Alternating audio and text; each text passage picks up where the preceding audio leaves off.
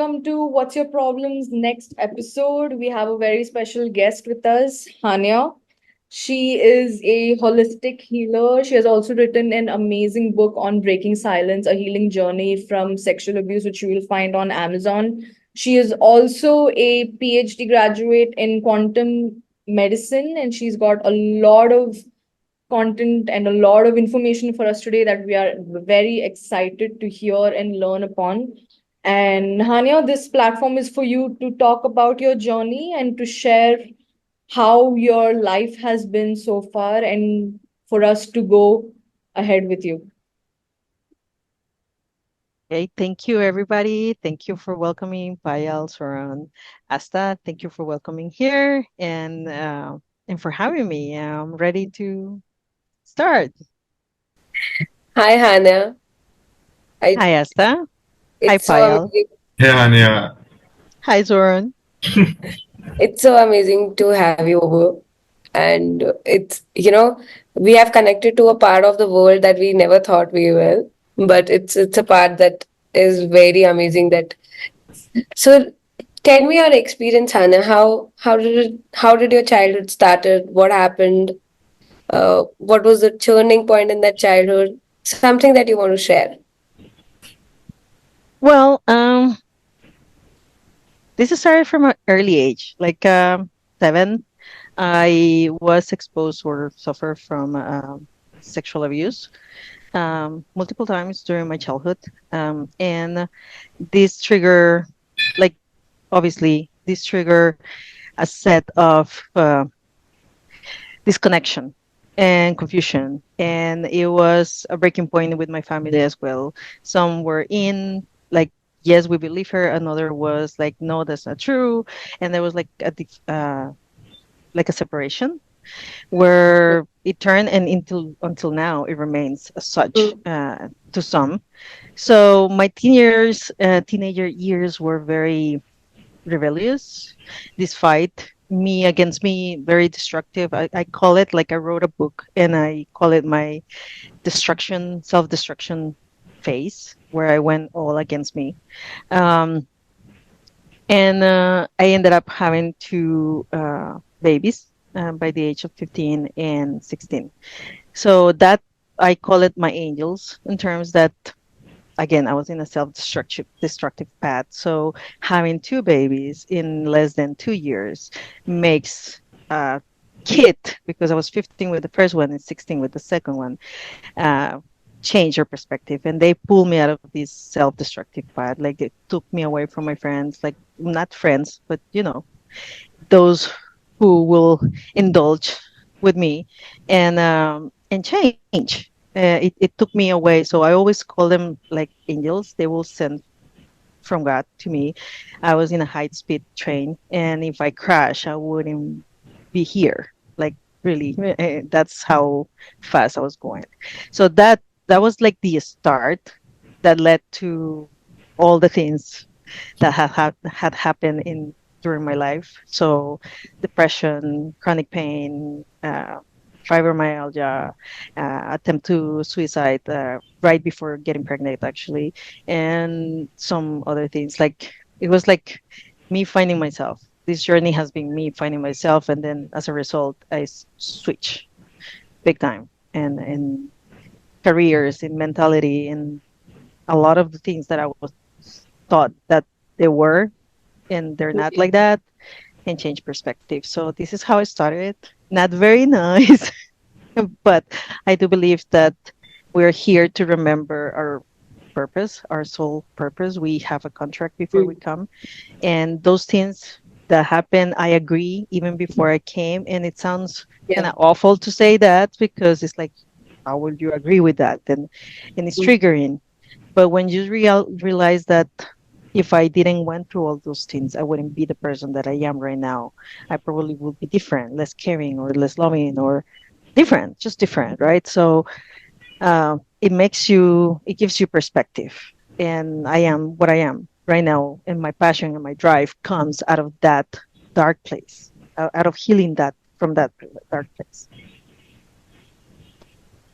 Well, it doesn't matter where you start from, it matters where you end up, right?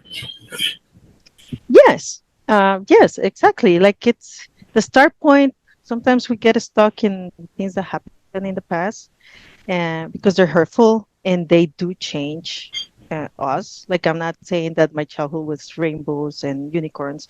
I Mm. didn't like both of my parents were doctors. Like I didn't live with both of them at the same time. They were separated, but I did have a good upbringing for a country like Costa Rica. But it was all like a you know for show. So the me that was hurting was never shown because it was always looked like down, like the black sheep of the family, the one that broke the lineage. I come from a generational baggage of sexual abuse, and I was the first one to speak up, to actually say this happened and don't put it under the table. And for someone that is a cycle breaker like myself, like I know now that I'm a generational curse breaker in my family. I'm the one cutting all the wood and opening a space, healing back my generation, 7 generations back, and healing in front of me the generations to come, not just for me and my kids, but for those that are coming, my siblings, my nephews, everybody, right?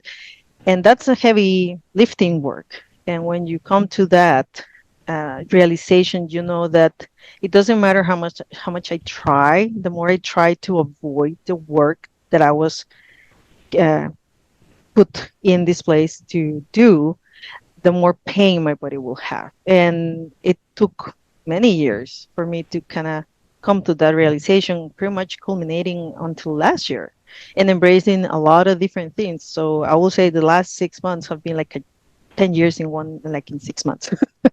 So it's okay. Start like that. Just don't get caught up with the past and see that Yeah. it happens for a reason. There is always lessons. There's always teachings, and it's all about how you see it. You can stay in your victim mode, like I could have chosen that path for me, and remain there and giving my power away. Because at the end, when I remain in that power of victimhood, I give my power away to those who hurt me, and that Yeah. drains me. It takes away my energy, my life force, my everything. Or I can look at myself and say, like, okay, I went through all this. Like I got burned, but my hand healed. Like Yeah. there's a scar, yes, but it healed, and I survived. Like I survived going to the fire and coming on the other side. And it Yeah. didn't broke me. Like my heart is not shattered. I don't hate people. I don't hate men. I'm not this bitter version of myself. Carry on all of that. But it took 10 years of self-destruction, like my teenage years, going into pregnancy, early pregnancy, high risk pregnancy, like well, my both of my like three of them actually were high risk pregnancies, even when my daughter was like at 25. But going through all of that in pain, physical pain, in separation from your family, they all give you perspective and they change you and they also test you and they prepare you for what's coming because we don't know the path. We are not meant to know the path. We didn't came here to have like this highway line out with all the exits and stops and lights that say warning here. No, we came here to trust and walk. And sometimes that means walking without light. And you just have to trust that you're not going to fall. And if you fall, that you're going to get up. So that's part of this whole transition from 7 to 15 and to 20, turning into depression, chronic depression, and chronic pain, and going through all these years that came after that. So it's been a long ride, but we're getting there. Like it has helped. Like it helps everybody. Like, I'm healing my lineage. At the very minimum, I'm healing my lineage and my kids, Yeah. preventing from them not having to carry on what those who came before me refused to heal.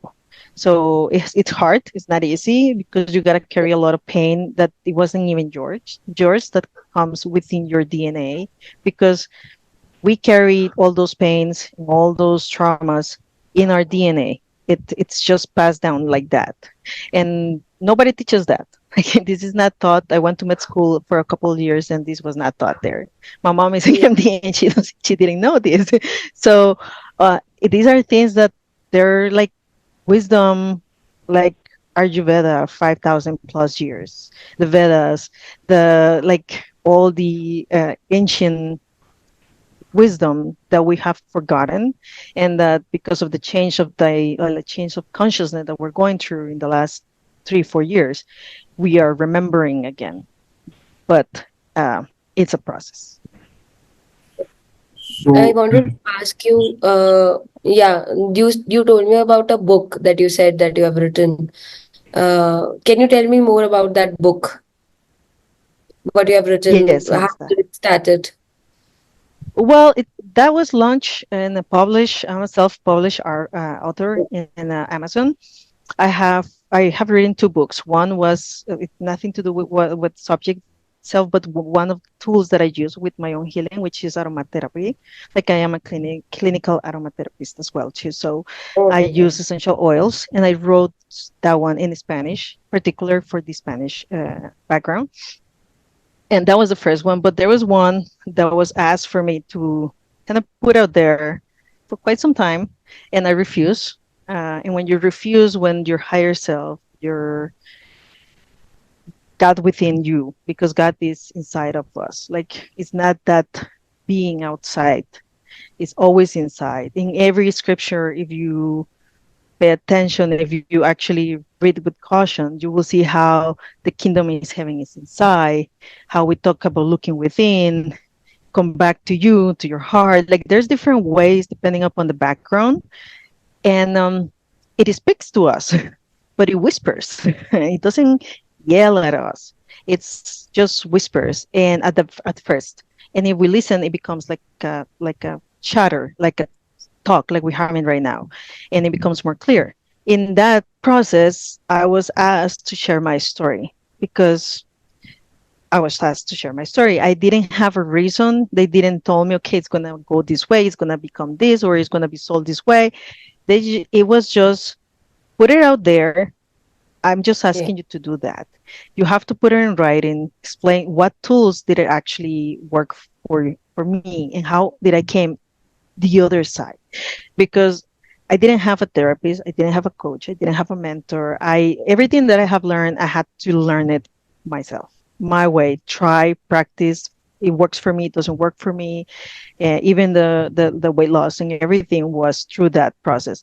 So the book is Breaking Silence: A Healing Journey from Sexual Abuse, which is in Amazon worldwide, pretty much, and it's in English. And Yeah. is it's a small book. I made it. It's a smaller story. Like it's not a big read.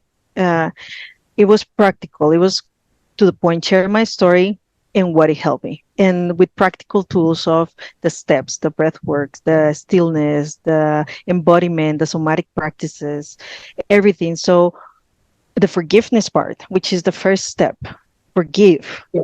those who hurt you, and that's the hardest part because you have to forgive that, and um, you have to forgive those who hurt you as well, those who didn't protect you, and yourself, because there's always a sense of guilt that was placed on you, like somehow you made it happen. Like in my case, it was like you did this, it was your fault, you somehow call it, and or it wasn't your fault, but let's not put the blame on that other person because people make mistakes, and there's Mm. this separation, right? And there's this hate from others that how dare you not to do something. So you have to navigate all of that and all the projections of the emotional rush that of those around you, your parents, your family, all their feelings, all their triggers as well. Like I said, I come from a family, from a lineage on my mother's side that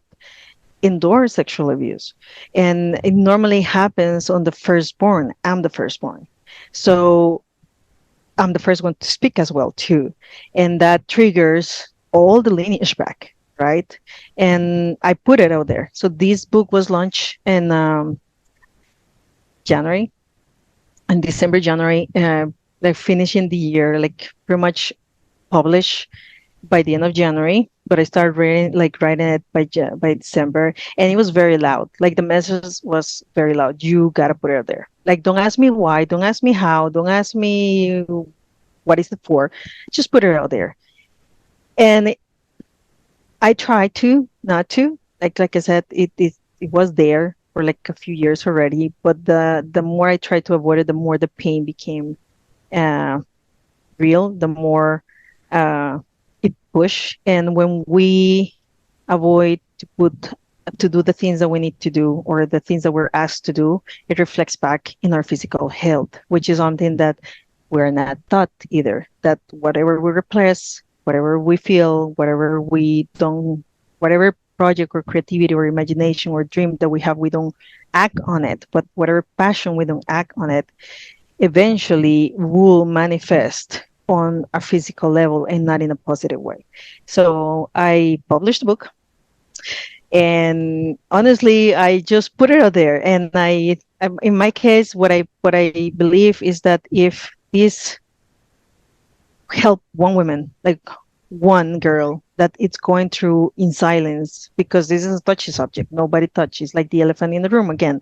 Nobody touch because, oh, how dare you, right? Like this is something that especially for Yeah. even men, like because they think that only happens to women. Like no, it happens to men too, and they also have to keep it quiet out of manhood, right? You don't say those things. And women, because it marks you. It's like you're damaged good somehow. And women carry this pain inside mostly sometimes their entire life.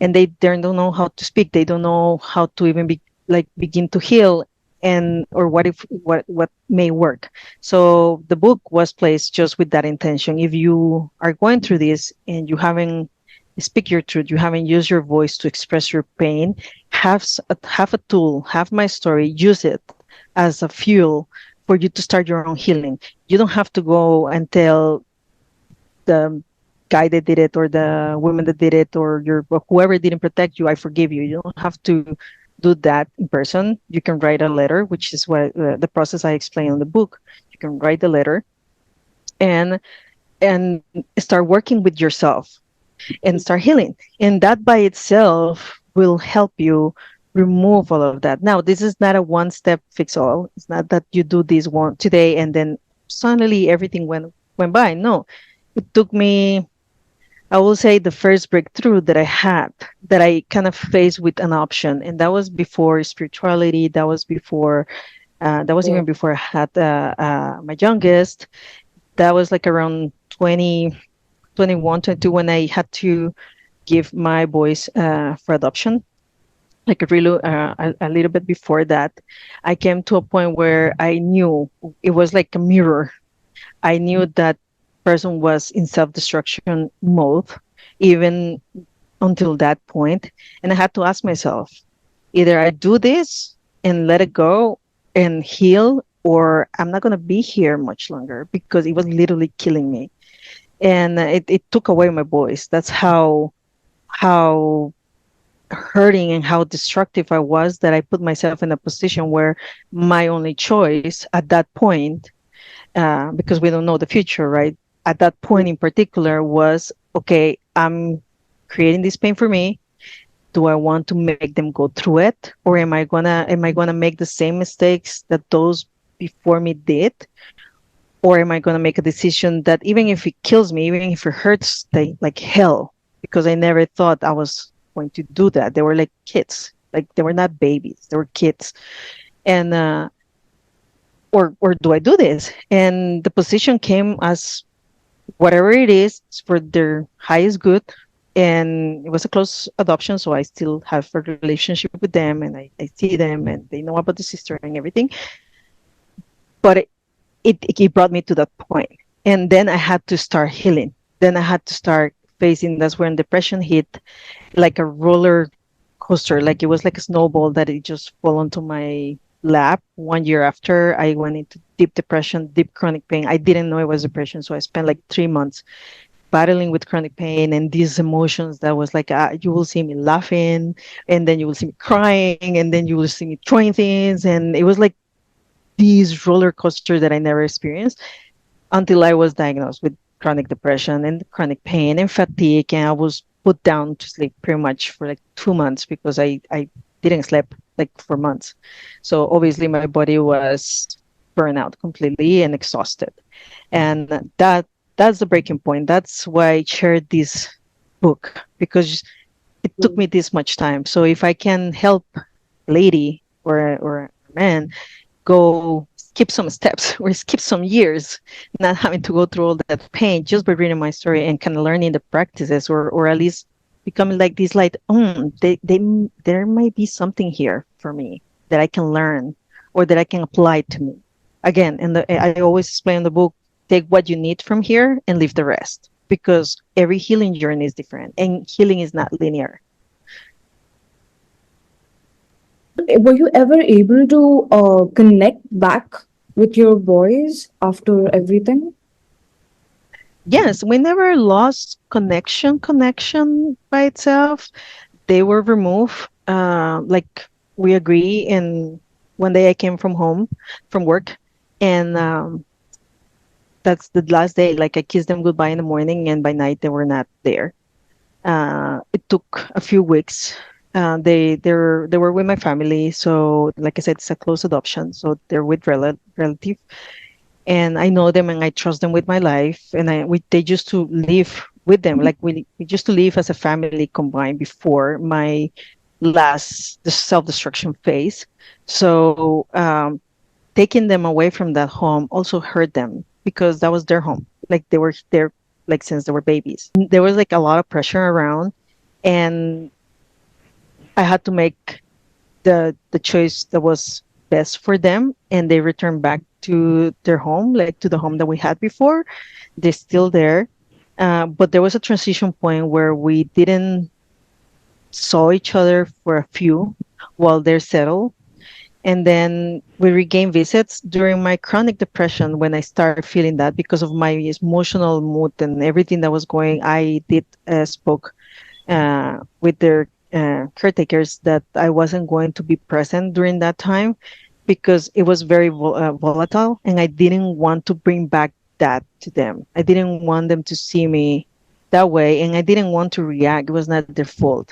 And also, no one explained to me that the adoption part or the letting go of them was a catalyst to the depression. It was like the last thing that my body could handle. It's like my brain just collapsed, my mind collapsed, my heart collapsed, everything collapsed.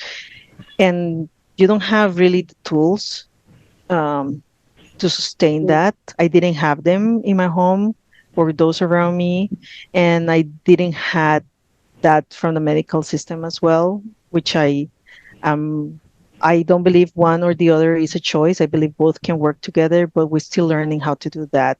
And at that point, I was not addressed properly. I was just given the prescription pills and put back to sleep. But the root cause that was creating this situation was not healed. Plus all the things that were like 8 and 7, like all the years back and everything that went through even before that was never Right, spoken right. to. So it just turned into a fireball, like crashing on you, and you have to go with the medicine. At that point, I needed the medicine because my body needed balance and I needed to rest and I needed to kind of put myself back together. Um, but that was not the long term. At least it wasn't until later that like later on my 20s. At the Mhm. beginning, that's all I knew, and that's what they said. Okay, these are your pills, and you have to take them every single time for the rest of your life. And come and talk to me once a month or every 2 3 months, and do something, go outside, be in the sun. Like it's like shadow, like very shadow information, or like Yeah. waves on the ocean. You really don't go to the deep; you just see the Mhm. waves. So there was no healing, and in a span of 2 years plus, I didn't saw healing. I was at bay. I was controlled. I was a zombie, like a walking zombie, literally. Because without the pills, I will still have that pain. And even with the pills, it was like there, like that thing still there, giving you the all the reasons why, but your chemical neurotransmitters are balanced because of the pill, so you don't react. So make it look like you're sane and that everything is fine for the world, which at the end, and functional, because obviously you got to be functional. That's the most important thing. You got to be functional for society. Right. It doesn't matter if you're broken or if you're going around. So yes, I do still have a relationship with them until now. Mm-hmm. We talk, we see each other on video. They don't live in Costa Rica right now, so due to pandemia, it's been hard to travel. And now, hopefully this year we cannot be reunited, like physically speaking as well. But Mm-hmm. we always talk every week, every month, and that's Mm-hmm. something that we did maintain. So.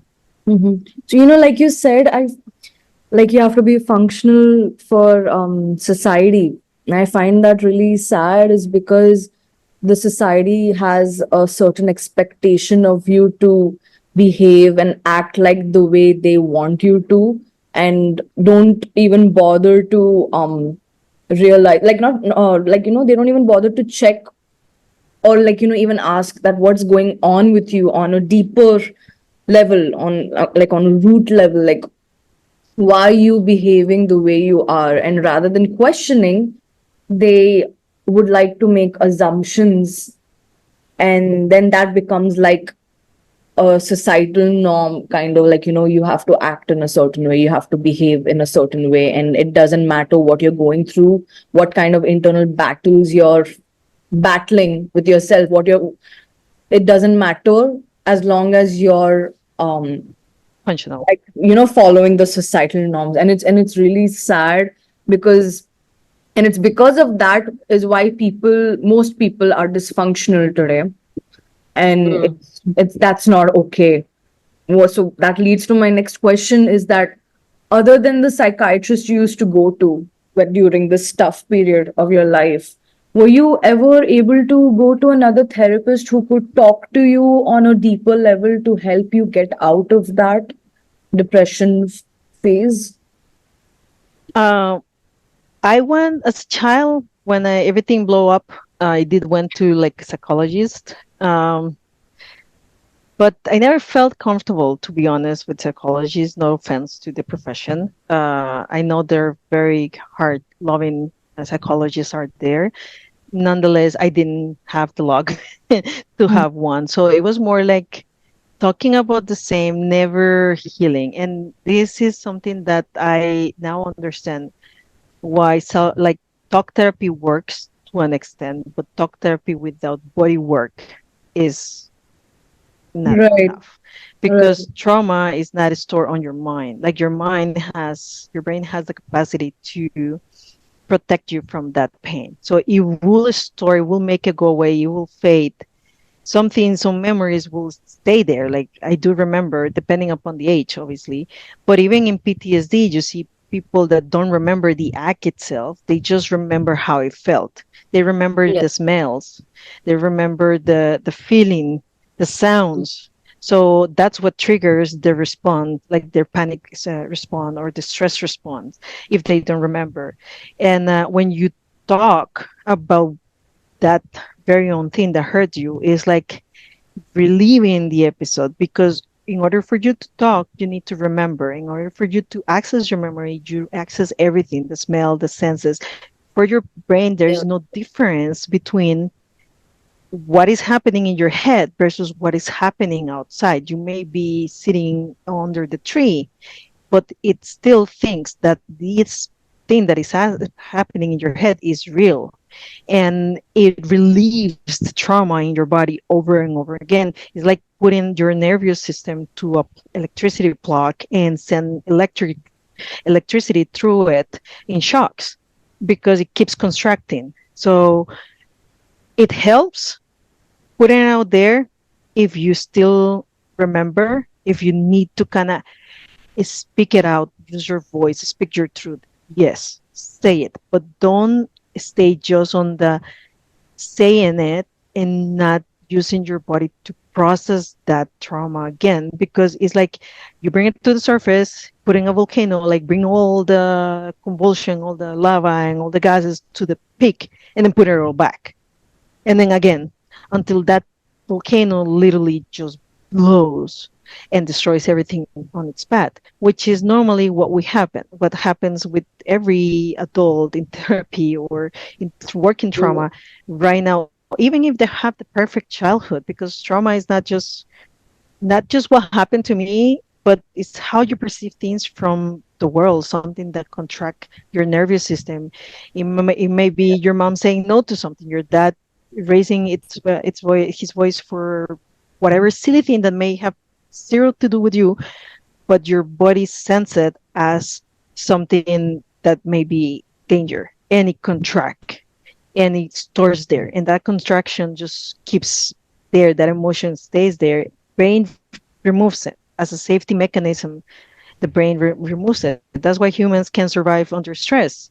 Animals don't survive stress. They cannot sustain stress. That's why zebras shake. That's why gazelles shake. That's why dogs shake or lions shake their heads and their hair and everything after a race, because they need to process through their body their stress response at that point. Humans have the ability to keep it at bay, to pretend that it's not there, and that results into autoimmune conditions, into depression, into chronic pain, into anxiety, panic attacks, anger releases. Like anger turns into physical pain as well. And this is something that is touchy for some people, because we are told um, the genes cause um, disease, but the reality is that our genes are like a loaded weapon that has all these things that can happen. That's what we call epigenetics. And then if something happened in your life, it can be something that you eat, it can be something that you smell, it can be the chemicals that you use in your body, in your hair, the air that you smell, what you think itself, or it can be something really bad happening to you that loads the gun and then trigger, like it just pulls this trigger, and then here you are having this situation. But it doesn't happen in one shot. It happens during a time frame that you hold on. In my case, I held on to all of that since I was 7 until I was almost 23. And the adoption, like leaving my boys, was like the trigger, like the final trigger. The loan was just too charged that it will blow one way or the other. And it blew into the form of depression and chronic pain. My entire right side became pretty much unfunctional. Like the pain was too much. I couldn't type. I couldn't use the computer. It was pain. And funny side, well, not so funny, but really, like we have our mother lineage comes on the right side, energetically speaking, and the wound comes from that lineage. So obviously, that's the right, like that's the side that was kind of screaming help. I need to be healed. But we don't know that. Like that's something that, like I said, you don't see it in nutrition, you don't see it in medical school, you don't see it sometimes even in some areas. You don't see it. Or you see a piece here and then another piece here and then another, but nobody said like the body is it's like a puzzle. You cannot have just one arm or the head or the heart. You need the whole piece. So we work together as a whole. You cannot work one thing without leaving the other, because it's a domino effect. Whatever happens to your body will by default affect something, even if you didn't notice at that point. It will reflect after. So Hanya, you said that you were like just kept on bay for almost 2 years. You were facing chronic depression and pain. So how did you put it together that you have to get out of this now, and healing, intuitive healing and Reiki is the only way for you to move ahead? How did you figure that out? Well, let's fast forward all the 20s. During my 20s, after the chronic depression, after the pain, after all that, I had uh, my baby girl. And during that time, obviously, you don't take the pills, you're pregnant. And it was a high risk pregnancy, which also adds stress and a lot of pain. I had to kind of physically endure a lot of pain with her, because she keep trying to come in before time, and she did. But in that process, in between, I had to do what I had to do to prevent that as much as I could, and that led to more trauma, which nobody tells you that labor and pregnancy is trauma to the body, which it is. Your body goes to trauma, and we never address that as well too. She comes. I cannot go on and off in between life, and around 27-ish, I finally come to this place where it's like there has to be another way. Like I Yeah. cannot keep going on and off meds because I didn't want to take it. My body was like, it doesn't work. And we don't listen to our body. We are not taught to listen to our body. So everything happens on our mind, which is not true. Our mind is the projector. Our heart is the one that kind of sends the image, and the mind job is only to project and to listen. And but we're doing it backwards. So nobody teaches us that we need to listen to our body. That when the body speaks in Hmm. pain in some form is because it wants to talk to you. And I was kind of listening that this was not working, like the pills were not doing anything. I was feeling the same, and I didn't feel like, for me, like I'm 27, like like really, like I'm gonna be having this prescription for the rest of my life. On top of that, I do have a high resistance, first to pain and second to meds. So my body accommodates very fast to the mgs that they were giving me. So I will have to increase every every once in a while. I have to go from 5 to 10, 10 to 15. Like you go into that, and the body has a top. So you cannot get to the top and then what? Like if it's not working, then what? That's what led to this whole kind of change of mindset and start looking. Again, Reiki came 10 years after that. This was a whole process of becoming. Uh, but that's how I started. That's when I got married. That's when I was introduced to Ayurveda and holistic science and a lot of different things because I didn't know about them. Here in Costa Rica, everything is linear. Is you go to the doctor says what you have to do, and you do it. Simple, Yeah. and that's it. And until now, like there's a little bit more of holistic services coming, and there's more like chatter. There's still a lot of resistance on that subject, and there's still a lot of they don't have this awareness of outside. In doctors outside, like high name doctors, that are actually gone to India or gone to traditional Chinese medicine or Ayurveda or other scriptures to learn that there was a different way and that we can combine both. So we're not, doctors here are not trained on that. Some of them don't even know that they exist. So they're very good at what they do, which is healing your body after you break the body. So that's great health service in that subject, but you already broke the body. There's no prevention to not breaking the body. And by breaking the body, I don't mean just having a heart attack. I mean everything, including your heart, emotions, mind, and mental health, right? Uh, I learned that. I started working with like learning holistic, like Ayurveda, like doshas, how to work with my particular dosha, learning intuitive nutrition. I was in nutrition before. I always like it. I always enjoy it, but it was more like clinical nutrition, what I was aiming to. I never finished the clinical part. I went into nutrition, holistic nutrition.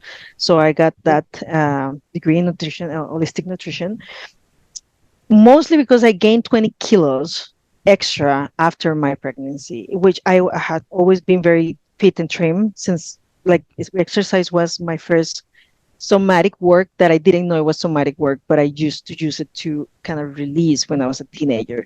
So that was my go-to with the depression and everything that went down the drain because it takes away your drive, right? I gained all of that and I wasn't feeling okay. So I was in like hamster wheel. It's like you have this self-destruction mode because it triggered my anorexia, which I felt like, and I didn't or deal with when I was 15, like before 15, between 13 and 15, I was like going through anorexia and bulimia at the same time. Again, self-destruction phase. I used everything that I had on my table. So I had to face that. I didn't want to eat, but I ate my emotions. So I hate the way that I felt. So basically, what I did was, I will not face my emotions. I will eat my emotions, and then I will go into this self-pity mode of, I'm fat, like I'm very fat. I don't feel, I don't have the energy. Like I don't have the energy to even go outside. I don't want to move. So I will go work, come back, sit on my bed, and watch TV with my baby. That's what I will do. And once I got married, uh, I learned that there was a different way of eating because diets don't work. And people may get triggered again by that because we tend to see that the diets work, and they work for an extent of time. But if you don't change your lifestyle around it, and if you don't know what you're eating the way you're eating, then they will work until you stop them.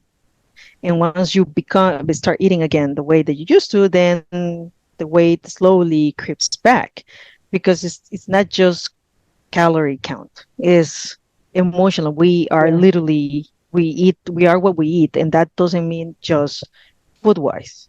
So I had to endure that. Okay, there's something here that I have to process, which were my emotions into everything that was kind of slip through the pills and slip through the medication and never bring up in being spoken.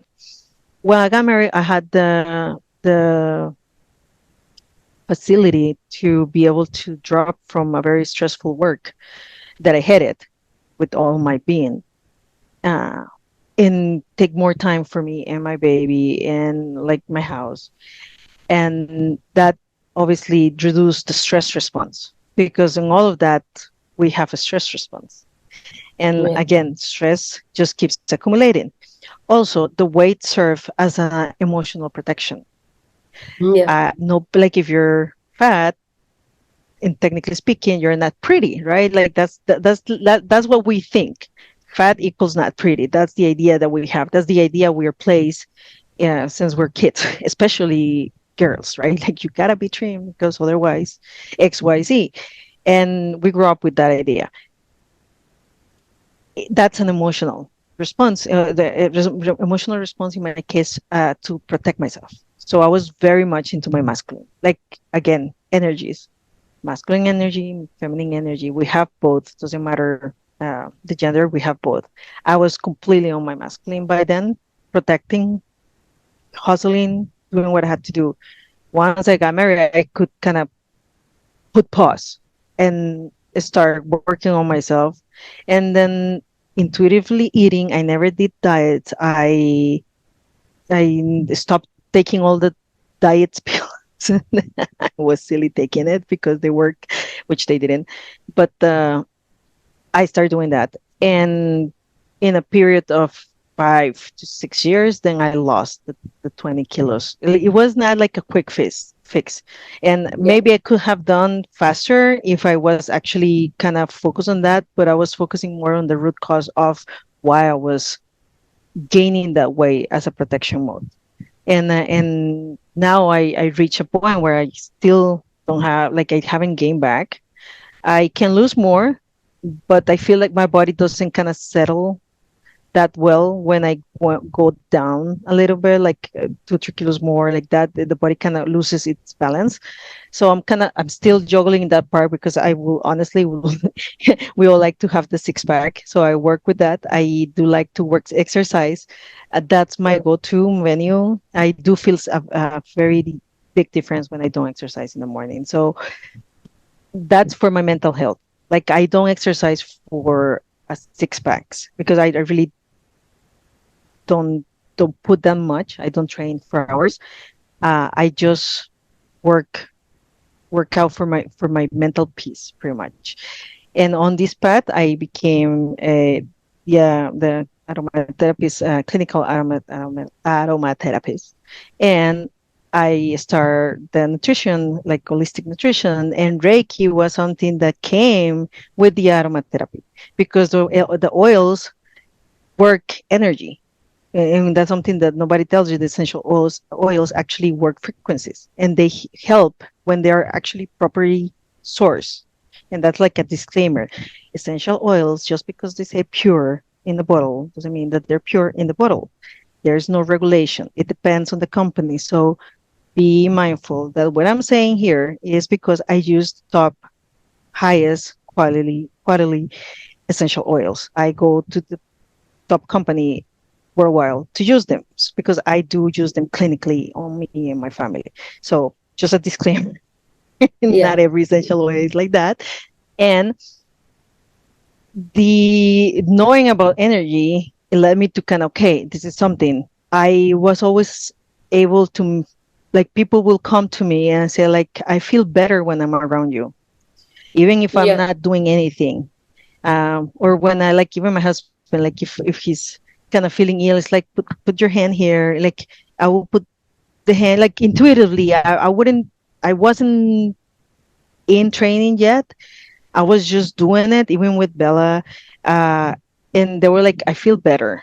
Like, there's Yeah. something there. And we all have that capacity. This is not just for Reiki therapists. We go through a training to learn to use it, but we all have the capacity to learn it and to connect with it. Okay. So that was something that I remember very, very long time that, you know, my family comes from a Christian background, and I don't particularly buy to any kind of religion bias. I have my faith, but I don't attach myself to a particular religion specific.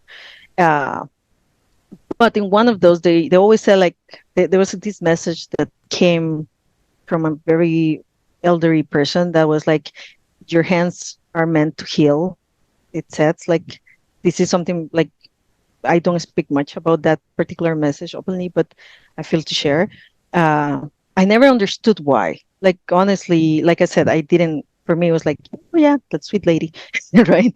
But when I see my family saying, like, I feel better, and just come and sit, and there's something there. And then I learned how to work with essential oils, and then I learned about the uh, Ayurveda, and then I learned about traditional medicine, Chinese medicine, and I start seeing how everything started to entangle together, and then Reiki appears.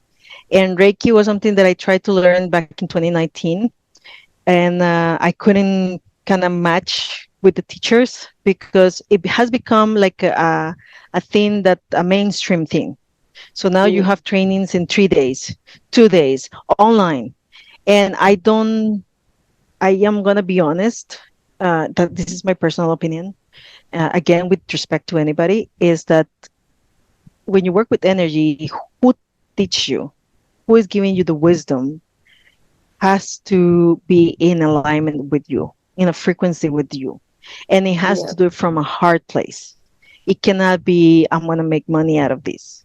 Yes, you do, because there's an exchange of energy, and money is energy. It's an exchange of frequency.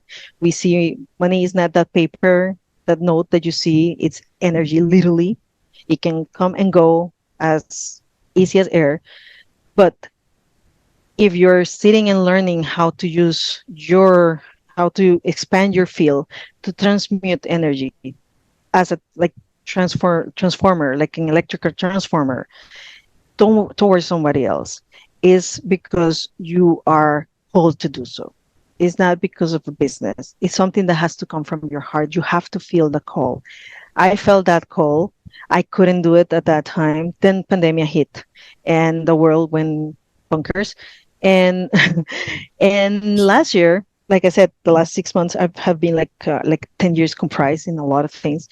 Last year there was this master that came from a deep friend that I have, which is one of my. She does Reiki on me. She's a master as well, but she recommended her master, and it felt like everything, the alignment, just the synchronicities, everything aligned, and I didn't have to struggle to get it. I did the practice, I got certification, the everything. I haven't got to the master level because master means at least 1 year of practice.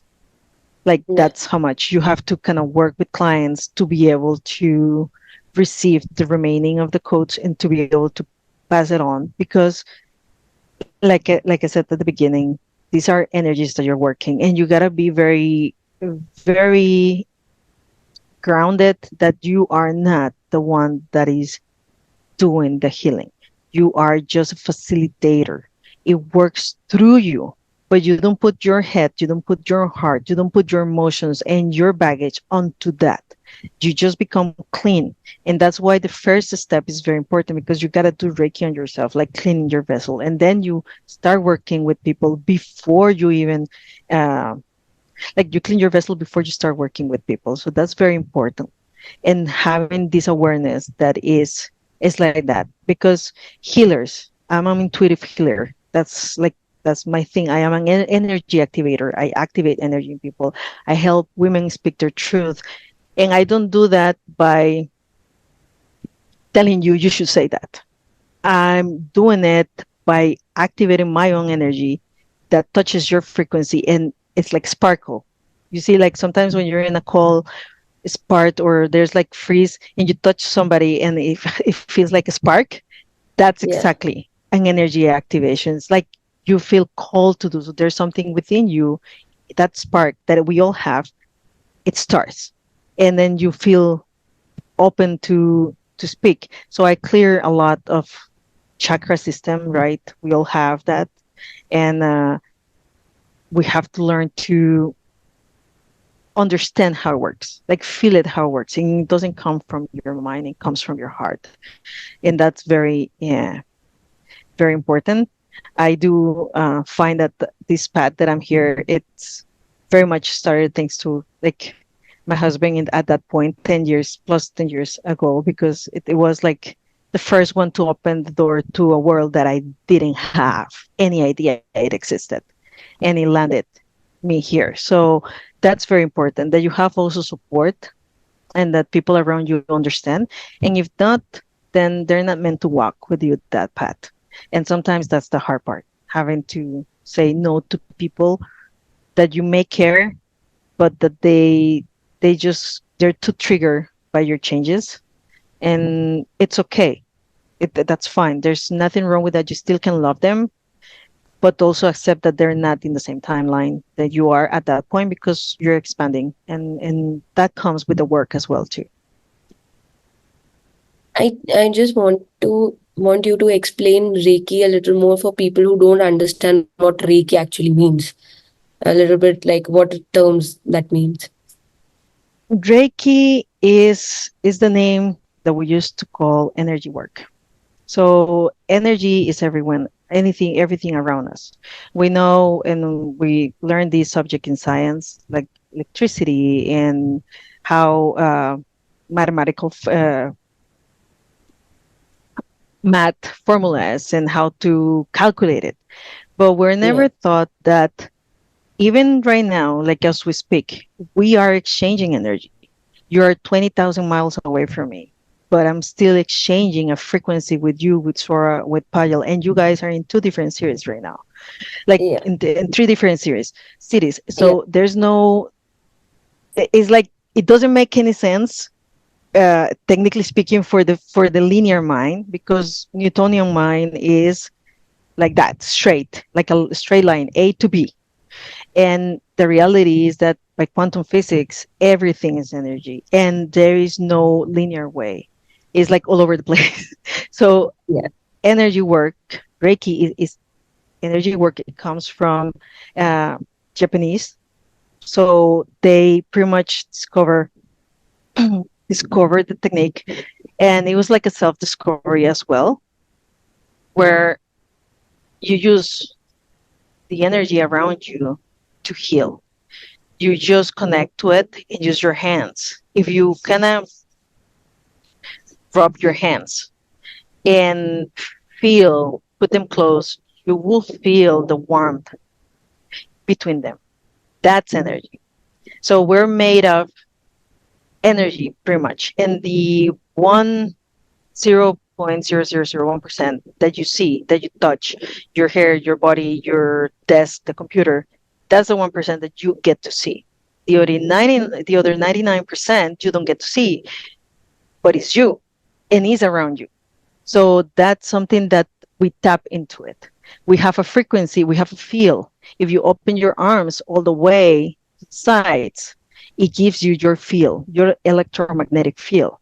That's why we kind of feel sometimes, depending upon the person that is around us, that we can feel constricted or pull into it, depending upon what energy, what frequency they're into it. And then we kind of feel off or we feel drawn to them, right? That's energy. So Reiki is just connecting with the universal source, universal energy that we all are part of it because we are stardust. We are made of stardust, literally, like literally. So it's connecting with that part, asking permission as well, because it's not us doing the healing. It is it flowing through us and allowing us to facilitate that. That doesn't mean that you're perfect. That doesn't mean that we are these uh, uh, that we are these people that we put like in a high, like, because we're still human. Like we're still spiritual beings living in a human experience. We still have human experiences and human mistakes, and we are doing. The only difference is that we walked the path and felt the call to receive the codes. There are like different codes that we learn on it that we use for protection, for healing emotions. We can do healing at a distance, but healing at a distance means that you have to open portals. And that means you have to know how to protect the energy around you and around the person and Yeah. be very aware of that. So that's something that it works with Reiki, energy work. It's pretty much healing by energy. And one important thing, it has to be asked for. The person needs to ask for it. It's not something that you just go and say, hey, I'm going to do Reiki. Well, I mean, you have to feel that they agree to the healing because, like anything else, like any other type of healing in the world, if you don't accept it, you don't agree to it, it will not work. You can pray for somebody, you can give them all the pills. If you're already in your head, this doesn't work, then your body will listen very clearly. No, it doesn't. So that's how it's important to also to know which one which practitioner. There has to be a connection, and that's something that you also feel. And in the practitioner part of our commitment is to also know when we're not allowed to work or we're not meant to work with that person, and that's something that we have to feel too. There's like even my master, like my person that does Reiki to me, she's like this angel in earth, but on earth, but she will tell you, no, I don't want to work or I cannot. Like, let me recommend you or let me bring you to this person because she feels it. I'm not the right person to work with you. And there's something that's something that we are called to, like, uh, that's a respect that we need to have because it can get also there's an exchange, like a frequency exchange of money as well. And I believe that that's why people sometimes don't tend to trust holistic healing because it it gets drawn to the same linear way of let's make money out of this, which is fine. There's nothing wrong with creating a living out of it and charging for your services because it's energy work. So you have to use your energy as well too. But when it gets to your head, when you're doing it not of your out of your heart, but out of your mental alignment of I'm gonna make XYZ, then you lose the connection. And that's when it doesn't work because there's no heart on it. And that leads to people also to believe that it's scam or that it's bogus or it's like grandfather, grandmother tales, but it doesn't work. It's been there. We all have access to it, but we just are disconnected from it. We were conditioned through thousands of generations to disconnect from it. And right now it's coming back. But again, we have polarity. So having to be aware of this polarity that um, a healer comes from the heart, and the healer doesn't do the healing; it just facilitates the healing. It helps you get to that point. So, Hania, when you did start your practice finally, what kind of challenges did you face while first time when you were interacting with your clients? And did you get to hear any new stories? And was that challenging as well? Well, when you work with clients, I particularly speaking, I'm selective in terms of my clients. Uh, because first, if it's online, like if I have to do it at a distance, then I have to open portals, like I said, and you gotta be mindful of that. When you open a portal, you gotta know how to protect your space, and you gotta also know how to protect the person's space, because on that things can enter the space, and you don't want that. So I'm very cautious on who I'm working with. There's also has to Hmm. be a connection. I have to have that connection with the person. Like, it's not that they're my friends, but there has to be a yes in here in my heart. There has to be a yes of, okay, we can work. Um, I am honest. If I feel someone that is like they're just kind of trying it in because they said that it worked, but yeah, I don't know, maybe, then I am honest and I just explain, and I do prefer to do coaching. Like if that's the case and the person is that kind of, they're pushing me to it because they said that it worked and people is telling me, then I prefer to go into coach mode in terms of getting to know them better, like open the space for them to open to me in terms of what is they're going through, what are they there, what are they needing, and build that connection if it feels right. And Yeah. after that, then we can talk about Reiki, because that way I know that if I work with that person, whatever needs to happen through me, it will happen. And that's something that we never know. Like I said, when we connect, we don't connect with our head. We connect with our heart, and we open the space for this energy to flow through us. It's not that I'm telling it what to do. I sometimes will let the uh, the energy work. Like I'm guided. Like basically is a guidance part. I know what I have to do and I'm just start doing it. And sometimes it calls to remain in one space more than in another. Sometimes it will provide feedback.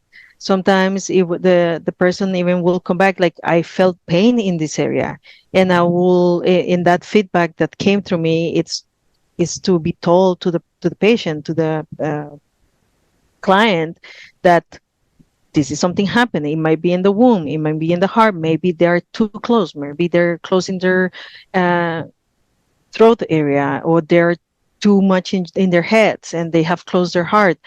It depends on everybody. Sometimes even their physical illness comes out of that, like I said initially. Not all of them. It will be unfair to say that everything that happens physically, it's always related to emotion, but in 99% of the cases, I will say it is. And at least that's my belief again. Uh, but even if they have pain in some places, sometimes they don't even remember. So you go through it and it's like, oh, I had pain here and I didn't know I had pain here. And you stay there, or you stay stay more in the feet if they need more grounding, or you stay more in their head area if they feel like if they're too much here, like in their minds, you need to kind of bring them down and settle. Or if they're like they're not opening their heart, then you stay more in that area. So it depends on in everybody and how it works. There's never a one way that fit all. It's energy, and energy move to where it needs to go. My only responsibility and commitment is to first not allow myself to pass on to anything that I'm carrying. Like, so I clean I clean myself. I clean myself with Reiki. I clean myself with sage, with feathers. Like these are some things that um, they're methods that we use in shaman ways when we do kind of rituals and ceremonies.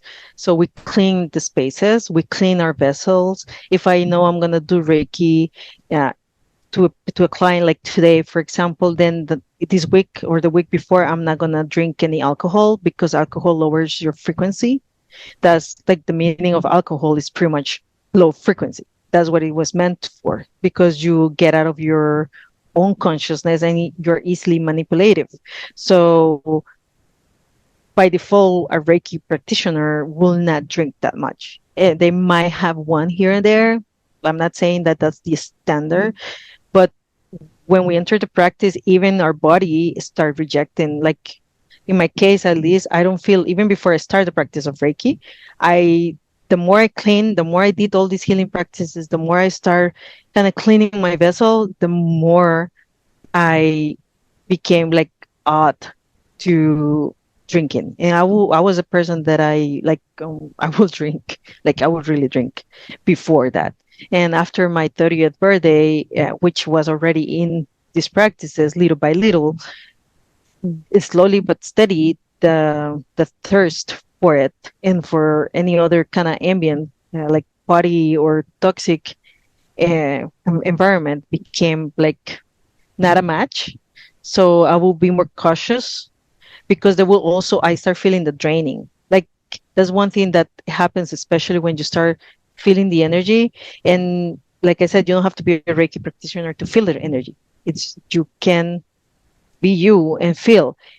And when you start cleaning all these wounds, all this trauma, all this pain, and you start healing yourself, even before Reiki, I start feeling the disconnect, how people will not match with me anymore, how it was removed from my perspective, how I was placed outside, like away from it, how I will not feel so called to go into a certain parties or with certain people, or I will feel that if I push and I went, I will be down the next day. And it was like, why? Like, why am I down? It's like they just stuck on your energy because by default, when you start healing, you start recharging, like your energy field, your magnetic field. You become like a battery of good energy, of like vibrant energy. So people not knowing because they are not aware that they low, they will tap into that and they will take it out. Like they will think like literally take it uh, away, and that's something that um, that is important to become aware of it and accept that when your body's telling you no, or you feel off, it's for a reason. And now I don't drink much alcohol, like to be honest, like I can spend months without it. And even if I take it, then I immediately, like let's say I have like a sangria, which is normally what I will eventually have if I have to, or if I feel like call, I will feel the switch. Like I will feel the minor switch. Then I will go like, no, that was not. So the more I listen to my body, the less I drink, and the less I like less I expose myself to people that I find draining. And the more I become aware that even after Reiki, like in the last 6 months, I've seen people being removed out of my field, that I care about them, that I love them, that I will spend time with it, that have become more kind of hard for us to connect. And I do know now that is because their frequency is not ever matching. Like once you start elevating your frequency, then if they're not high here, like if they don't match yours, they will just not come into your realm. It's like a radio frequency. Either you tune into 1.0 or 1.2, you cannot be in between because you're gonna hear like something like that, right? So it's not gonna match, and that's exactly when it happens, and that's good. That's not bad. They serve you. They were there for a reason, and you send them love, and you let them go, and you don't attach to them, and you know it's for your greater good at the end, and eventually they might come back because they raise their frequency, or they just meant to be in a season of your life, and that's fine too. So, Anya, how? Yeah. yeah, no, go ahead. Or Yeah, should I I? was saying, Yeah, fine. yeah, yeah. Just a little, like how different roles has played for you, like being a mother, being a daughter, being a wife. How did it play out for you? And with this healing and the practice and everything, how different roles plays out to you? Well, it's a dance between them.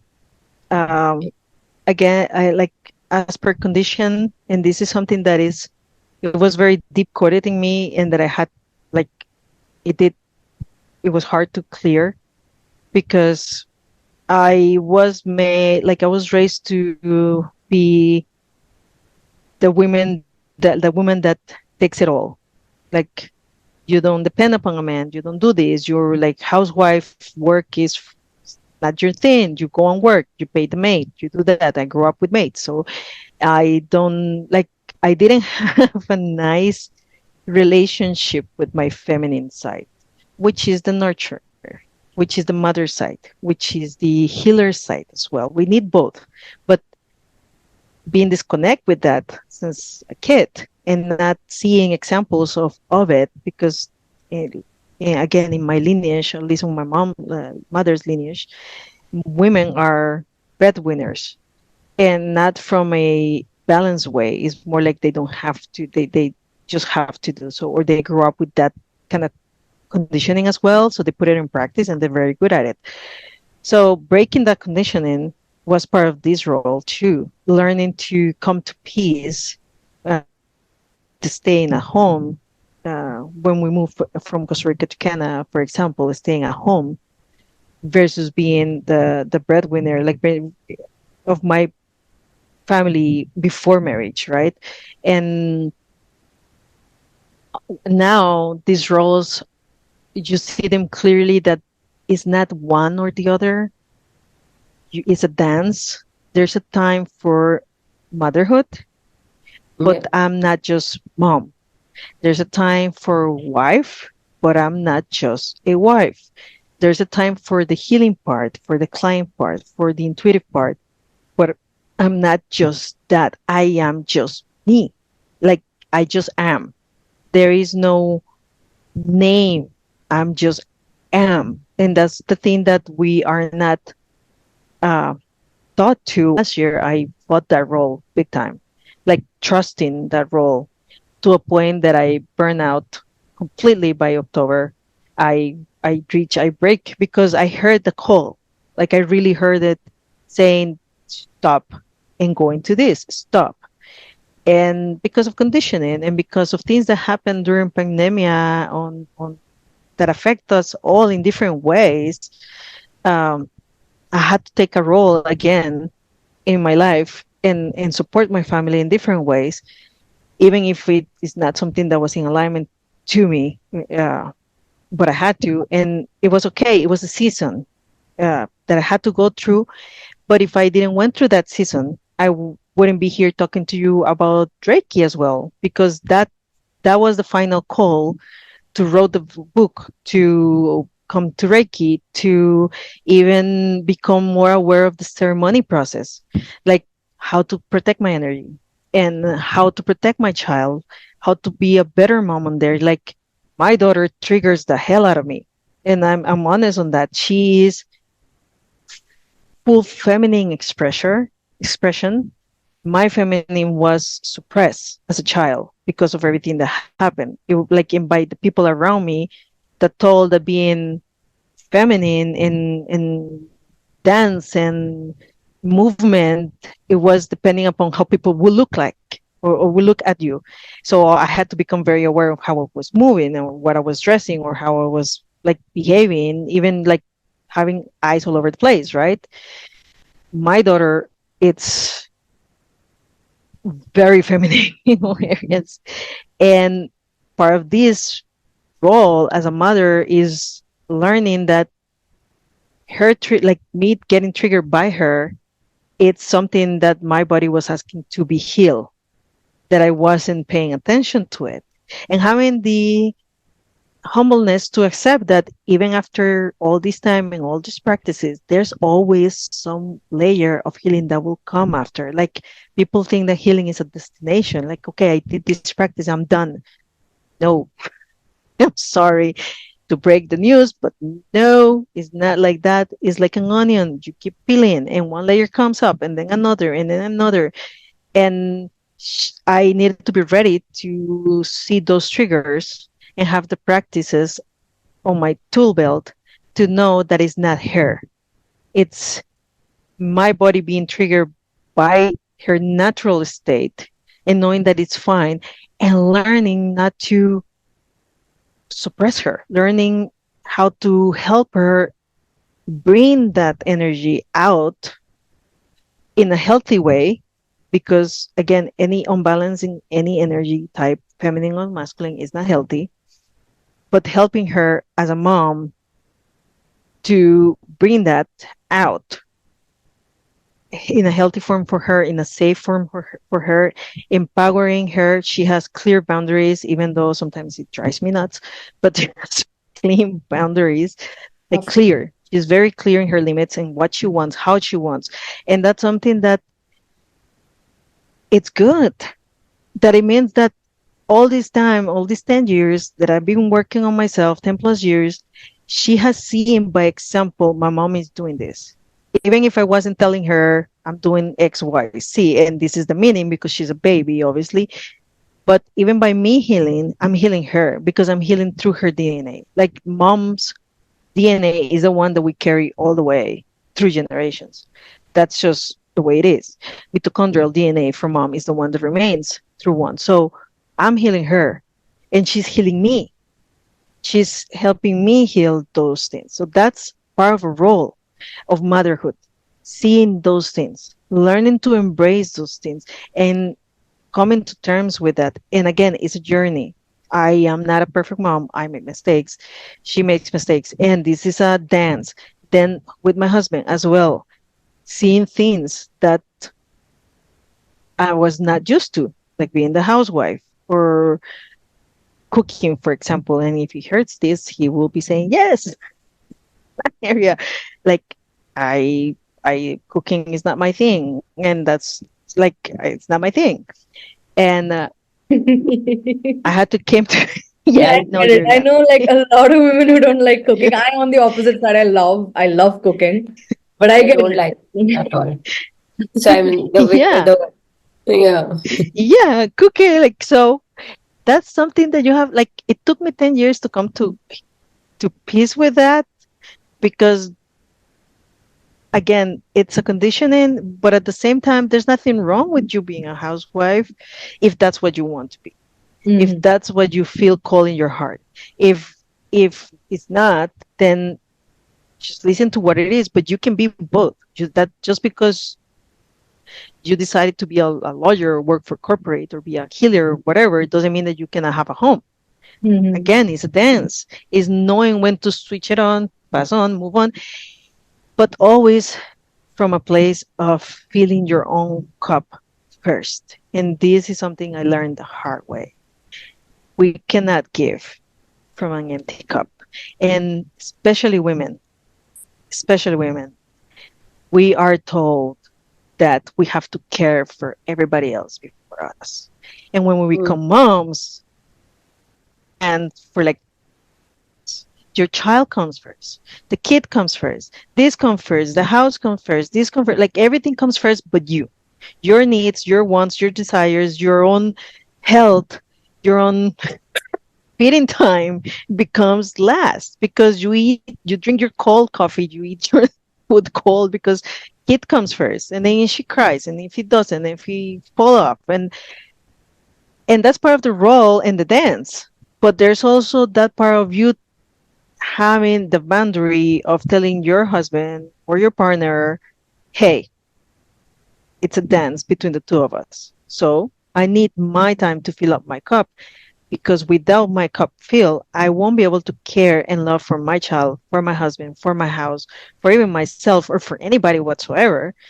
Because like giving an empty glass of water, what water are you drinking? And women have to learn to be okay with that, because we're not okay with that. We feel guilty. There's guilt on that part, even if we don't have kids. Even right now, you girls, like, there's this thing of, I have to make it. I have to settle my place. I have to find my spot. I have to root myself. I have to become this XYZ before I have kids, or before I get married, or before this. Like, there's like this to-do list check mark that you have to have before whatever season of life you're jumping into. And the pressure of not doing it, or the feel like maybe this is not what I want, or maybe I don't feel like it today. I want to say no to my mom. I don't want to go and do this, or I don't want to go and do the other. But we feel guilty because it's like, you should. It's your job.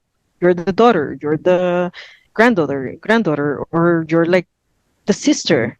Like, there's so many roles, even without being a wife and without being a mom. We just by ourselves have roles, and we feel guilty when we don't nurture those. We don't care for us. It's like, why are you so selfish? We're not being selfish. Caring for oneself is not being selfish.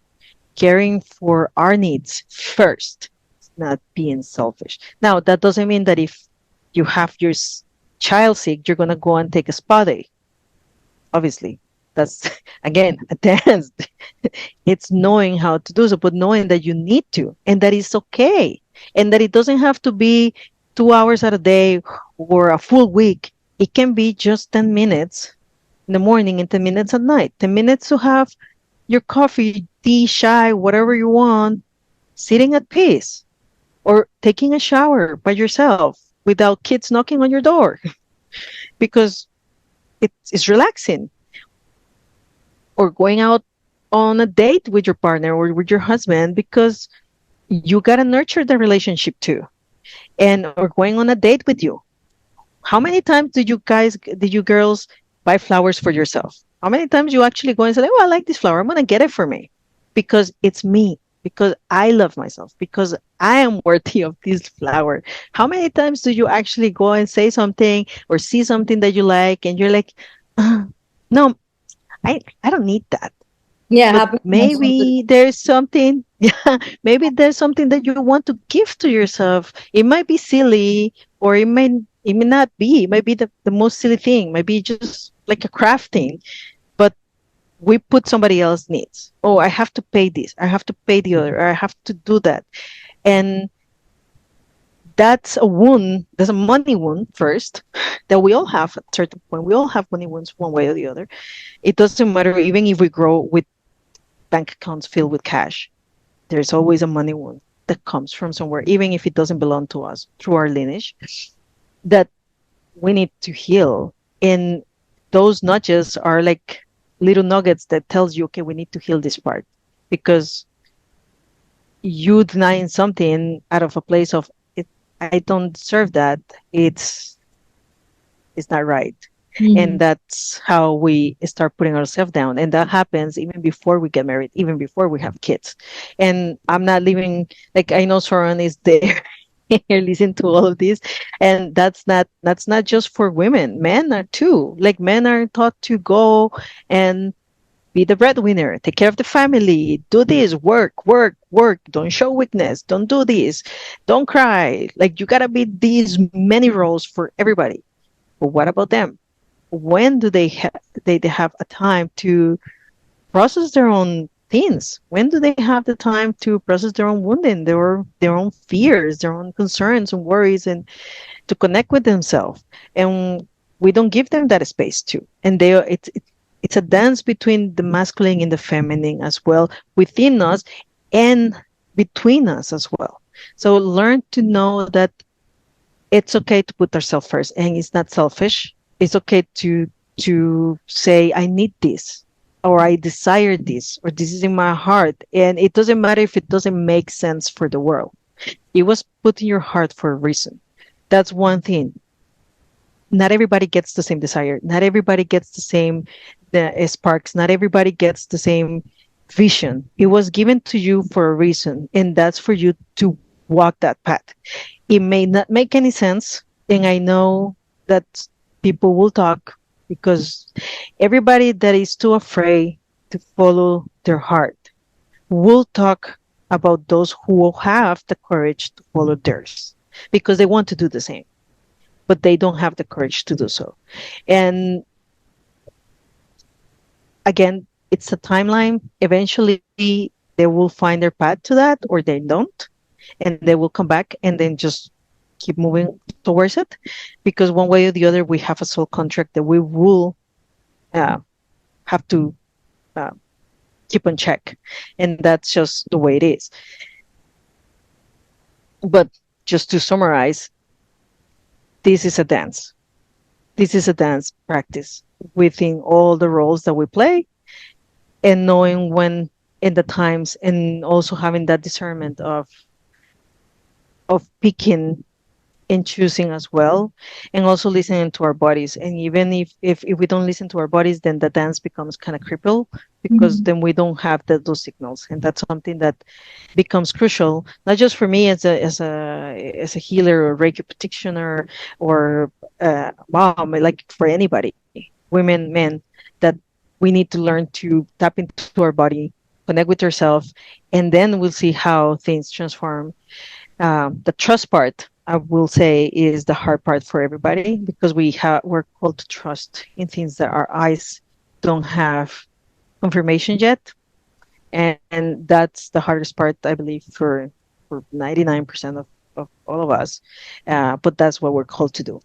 And that's the path of remembering who we are and remembering our path. It's a journey. Our purpose is not one full stop. Our purpose is our life's journey. It's the walk that we're doing. That's part of our purpose. I loved everything that you've told me. It was a lot of learning for us too about your life and how far you've come. And you must be so proud of yourself with all the hardships that you've gone through, right? And thank you so much for joining us today. It was really inspiring for us to listen to your story. And for those who don't know about holistic healing and Reiki, this was a very insightful session for them, to something for them to learn as well. And thank you everyone for watching this episode and listening to this episode with us. You'll find us on YouTube. Just you'll find the links below. Please subscribe and like. You'll also find us on Spotify, and you'll find our Instagram page below. We also have Hanya's link to her book of Breaking Silence, a healing journey from sexual abuse, and sharing her story to the world. You'll find it on Amazon. I've put the link below over there, and her profile. So please follow her too. And thank you for today. We're signing Thank off. you guys for everything. Thank you for listening. Have a great day. Love to all. Thank you.